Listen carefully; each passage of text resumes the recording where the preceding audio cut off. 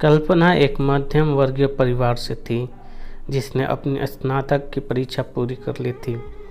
वो अपने घर पर ही छोटे बच्चों को ट्यूशन पढ़ाती थी।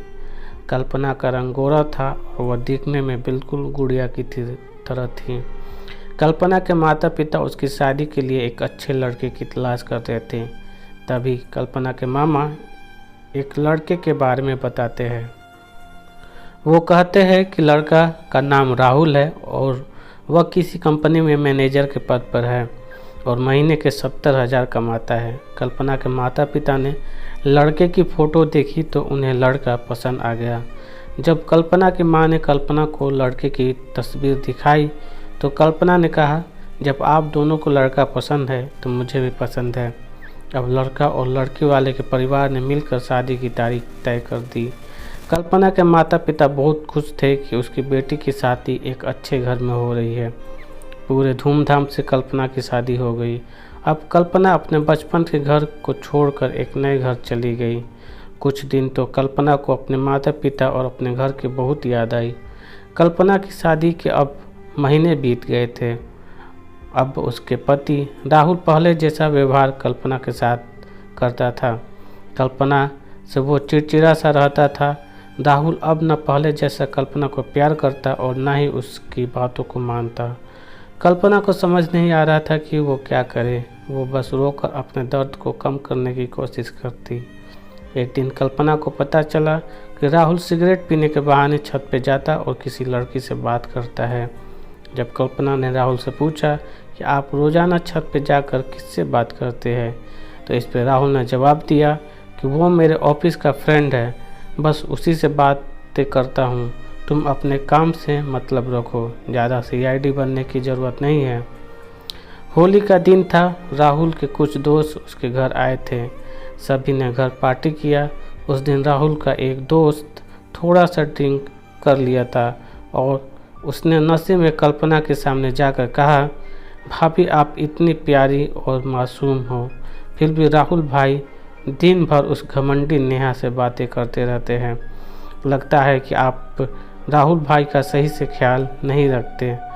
ये सुनकर कल्पना का शक अब हकीकत बन चुका था।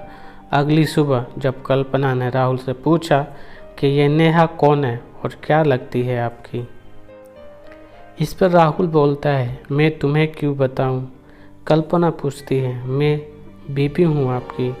इस पर राहुल बोलता है, देखो तुमसे पहले वो मेरे लाइफ में आई। कल्पना, तो फिर मुझसे शादी क्यों की। राहुल, बस तुम अच्छी लगी इसलिए शादी कर लिया।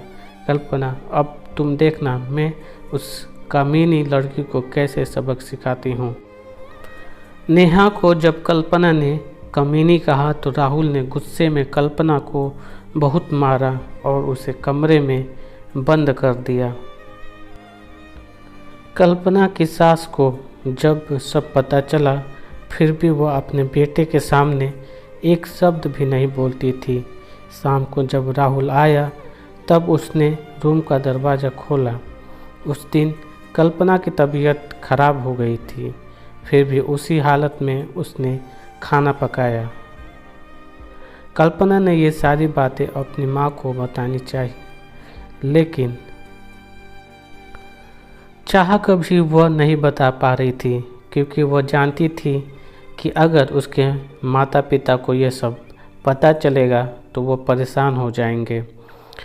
राहुल अब कल्पना के साथ नौकरानी जैसा व्यवहार करने लगा था। छोटी छोटी बातों पे उसे मारता। कल्पना अब धीरे धीरे डिप्रेशन का शिकार होने लगी। उसके दिमाग में गलत गलत ख्याल आने लगा। अब न तो समय पर खाना खाती और न ही किसी से बात करती। आखिरकार एक दिन कल्पना ने जब रूम में फांसी लगाकर आत्महत्या कर ली। कल्पना ने आत्महत्या का कारण किसी को नहीं बताया, लेकिन उसके सास को पता था कि कल्पना ने आत्महत्या क्यों की है। दूसरी तरफ कल्पना के माता पिता का रो रो कर बुरा हाल हो गया। कल्पना की मां ने पुलिस को आत्महत्या का कारण उसके ससुराल वालों को बताया। पुलिस और उसके माता पिता को ले गए। पुलिस राहुल और उसके माता पिता को ले गए, लेकिन पैसों के दम पर कुछ ही दिनों में राहुल और उसके माता पिता जेल से छूट गए। जीवन में अक्सर अच्छा दिखने वाला इंसान अच्छा नहीं होता है, उसके अंदर कहीं ना कहीं बुराई छुपी होती है और वही बुराई किसी की ज़िंदगी को बर्बाद कर देती है। कुछ ऐसा ही कल्पना के साथ हुआ। आपको ये वीडियो कैसा लगा?